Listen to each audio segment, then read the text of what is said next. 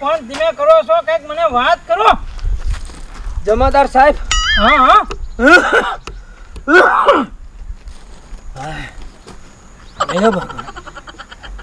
હું એક ભજનનો કલાકાર છું. હા હા. ગામ આખામાં મારા ભજન કોઈ સાંભળવા તૈયાર નથી. ઘરે બાયડી નથી સાંભળતી. ગામમાં કોઈ માણસ મારા ભજન સાંભળવા તૈયાર નથી. ગામના ઝાંપે ગાતો તો તે સરપંચ ભાળી ગયો. સરપંચે કીધું ગમે ત્યાં તું જંગલમાં વિયો જા, અહીંયા તને આવડતું નથી, તું ભજન ન ગાય.